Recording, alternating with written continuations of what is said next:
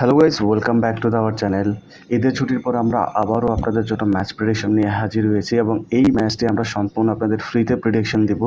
তাই সম্পূর্ণ ভিডিওটি দেখুন এবং কিভাবে এই খেলার 100% শিওর অ্যাকুরেসি রিপোর্ট পাবেন সেটিও আমরা আপনাদেরকে বলে দেবো একদম ফ্রিতে। সো আজকে কিন্তু 31তম ম্যাচ খেলা হবে, যেটা কিনা KKR এবং রাজস্থান খেলবে এবং পান্টাররা কিন্তু খুবই কনফিউজ। এখানে দেখতে পারতেছেন যে অলমোস্ট 50-50 লোক কিন্তু KKR এবং রাজস্থানকে সাপোর্ট করতেছে।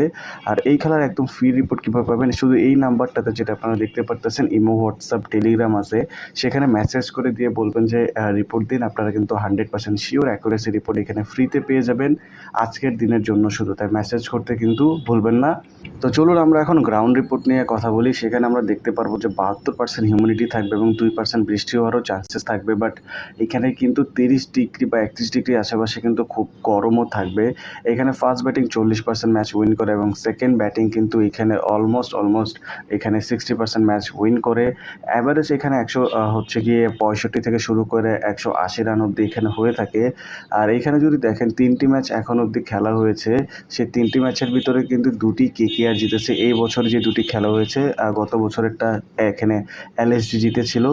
বাকি আপনারা যদি এখানে দেখেন, এই গ্রাউন্ডে কিন্তু এখনও অবধি কলকাতা 50% ম্যাচ উইন করে, রাজস্থান মাত্র 20% ম্যাচ উইন করে। দ্যাটস মিনস এখানে KKR এর কিন্তু অলরেডি একটা বলতে পারেন ডমিনেট রয়েছে। বাট লাস্ট যদি আপনি 3 ম্যাচ দেখেন, এখানে কিন্তু 2টি রাজস্থান উইন করেছিল। ডেফিনেটলি এগুলো গত বছরে, এই বছর ফার্স্ট তারা খেলবে।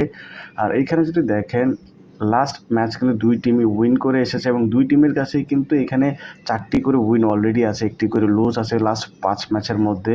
এখানে হেড টু হেড 10 ম্যাচের কথা বললে 6টি এখানে কলকাতা জিতেছে এবং 4টি এখানে রাজস্থান জিতেছে। দ্যাটস মিনস এইখানেও কিন্তু কলকাতা ডমিনেট করতেছে। আমরা যদি টিম অ্যানালাইসিং করি, সেখানে দেখবো কলকাতা সব দিকে ডমিনেট করতেছে, সেটা হোক spin, space, batting depth, middle order, but হচ্ছে গিয়ে টিমের যে ওপেনিং, সব দিক দিয়ে রাজস্থান কিন্তু ওপেনিং খুবই খারাপ করতেছে। জয়সওয়াল, বাটলার কেউই খুব একটা ফর্মে নেই। ডেফিনেটলি বাটলার ছোটো ছোটো রান করতেছে, বাট জয়সওয়াল তো মোটেও করতে পারতেছে না। তাদের ব্যাটিং ডেপথও নেই। তাদের পেস অ্যাটাক যদি আমি এখানে ট্রেন্ট বোল্টকে বাদ দিই, খুব একটা এখন তাদের দেখা যাচ্ছে না। এখানে স্টিল যদি বলতে পারেন স্পিন অ্যাটাক তাদের কাছে বেস্ট রয়েছে তুলনামূলক KKR থেকে, বিকজ চাহাল এখানে খুব ফর্মে রয়েছে। এছাড়া আর কিছুই নেই।